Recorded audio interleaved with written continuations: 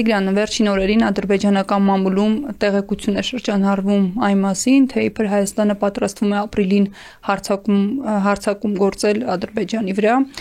Դա նրանք բացատրում են այն հանգամանքով, որ ապրիլի 1-ից հունիսի 13-ը վարժական հավաքներ են սպասվում պահեստազորայինների համար եւ այդ ամեն ինչը բացատրում են, որ իրական նպատակը այդ արագ հարձակումն է։ Քո կարծիքով ինչու է Ադրբեջանը այս քայլին գնում, արդյոք սա էլի նախապես զգուշացում է, այդ տեսակ հայտարարություն է, որ մեղքը գցել Հայաստանի վրա եւ իրականում իրենք ինչ-որ էսկալացիայի գնան, թե այլ նպատակ ունի։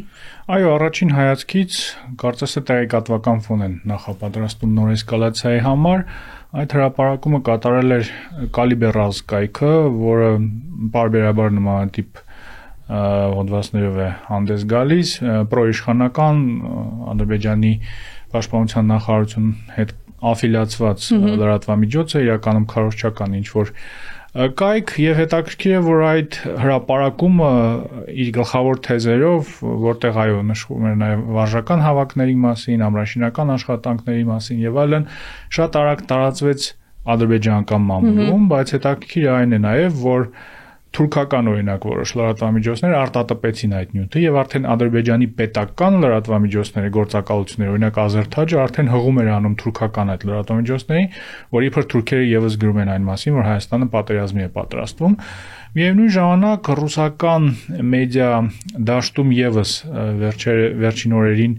այդ բովանդակությամբ տեսանյութեր հայտնվեցին մարդկանց կողմից, որոնք ակտիվ կապեր ունեն կամ մաս են հանդիսանում ռուսական պաշտոնական քարոզչությանը եւ ես կարծում եմ, որ այո, Ադրբեջանը վերջին շաբաթների ընթացքում հենց աստիճանաբար բարձրացնում է լարվածության աստիճանը։ Հիշում ենք, որ կար նաեւ հաղորդագրություն այն մասին, որ հայկական ուժերը զինադադարը խախտել են առաջնագծի հատվածներից մեկում։ Հիշում ենք նաեւ վարչապետ Նիկոլ Փաշինյանի վերջին շրջանի հոդվածը Armenpress-ում հրապարակված ապաշրջափակման գործընթացի մասին, որտեղ Հայաստանը իդեմս վարչապետի հերթական անգամ կրկնում էր իր դիրքորոշումները ապաշրջափակման գործընթացի վերաբերյալ, այն ժամանակ մենք կարծես թե տարակուսած էինք, թե ինչու հերթական անգամ այս նույն թեզերը կրկնվում են, բայց կարծում եմ այս ամենը նույն գործընթացի մաս է, այսինքն այստեղ ամենայն հավանականությամբ խոսքը գնում է հենց մեղրիով այդ կոմունիկացիայի ապագայի մասին։ Գիտենք, որ վերջին շրջանում Ադրբեջանը հետ է ուղարկել իր արձագանքը հայաստանյան առաջարկներին, իսկ հայաստանյան առաջարկների հիմնական մեխը այն էր, որ կարող ենք բացել երկաթգիծը բեռնափոխադրումների համար առանց հավելյալ ինչ-որ ստուգումների, այսինքն պարզեցված ռեժիմով, բայց տեսանք, որ Ադրբեջանը նույնիսկ այդ տարբերակին պատրաստ չէ։ Մեր դիտողներին հայտնեմ նաև, որ Ադրբեջանը ակտիվ աշխատանքներ է կատարում իր տարածքում այդ Արաքսիափով երկաթգծի կառուցման ուղղությամբ, խոսքը Հորադիս Աղբանդ այդ հատվածի կառուցման մասին է եւ ադրբեջանական պաշտոնյաներից մեկը մոտ մի շաբաթ առաջ արդեն հայտարարեց, որ այդ երկաթգծի 62%-ը պատրաստ է։ Իսկ մոտ է ավարտին։ Մոտ է ավարտին եւ ես կարծում եմ ինչքան Ադրբեջանը մոտ լինի երկաթգծի կառուցմանը, այնքան մեծ են լինելու նաև այս վտանգները։ Հետաքրքիր է նաև, որ այս բոլոր հանգամանքներին անդրադարձ է կատարում նաև միջազգային մամուլում, մասնավորապես մի քանի օր առաջ Եվրազիաnet Պարբերականը եւս այս բոլոր գործոնների մասին խոսեց, նշելով, որ կա էսկալացիայի վտանգ։ Տիգրան, այս քո նշած տեղեկությունները եթե փորձենք համադրել եւ որևէ եզրակացության գալ, արդյունքում սպասել էսկալացիայի, թե ուրիշ սցենարել է հնարավոր։ Կարծում եմ տվյալ պարագայում երկու հնարավոր սցենար կա իրադարձությունների զարգացման, մեկը այն է, որ այո, Ադրբեջանը իրոք կարող է,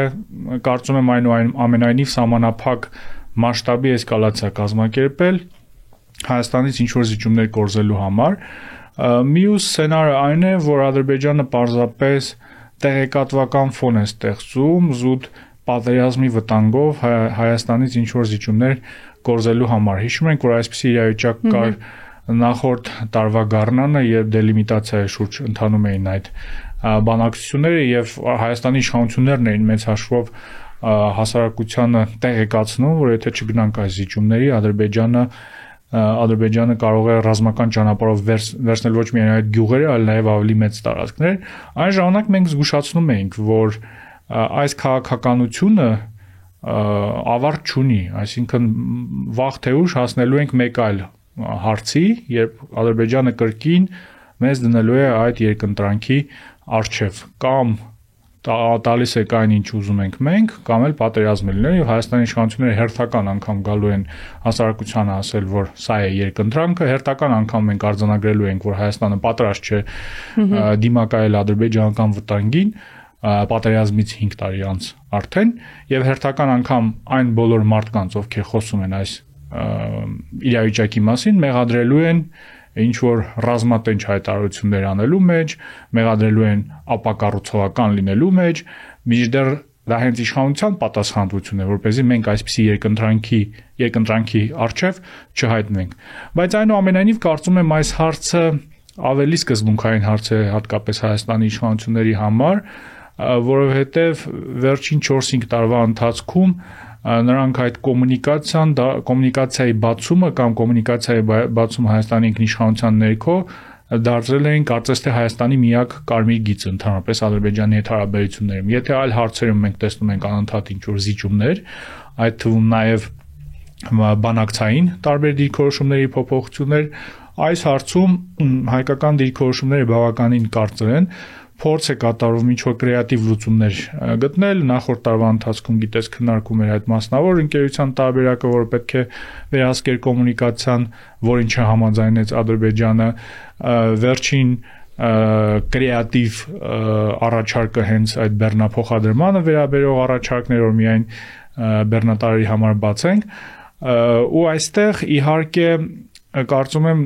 դժվար է լինելու այդ թունայ իշխանությունների համար բացատրել ինչ-որ զիջումներ, այդ առումով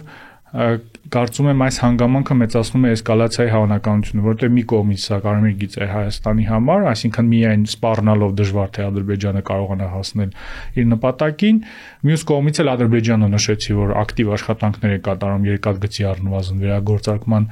ուղղությամբ եւ այս իրավիճակը կարող է հասնել ինչ որ պահի, երբ արդեն էսկալացիան անխուսափելի կդառնա։ Տիգրան, հետաքրքիր այն նման հայտարարությունները Ադրբեջանի իշխանության հետ համաձայնեցված քայլեր են, որ հայտարարությունները ադրբեջանական մամուլում տարածվող հայտարարությունները։ Վստահաբար, այսինքն Կալիբերազը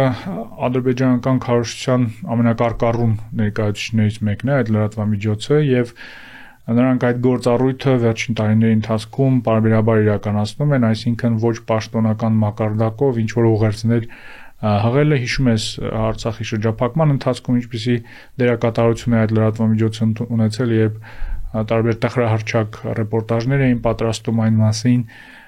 թե ինչպես են նրանք ստիպելու, որպեսզի արցախցիները գնան եւ Աղդամից օրինակ ուտելիք ուզեն եւ այդ թեմայով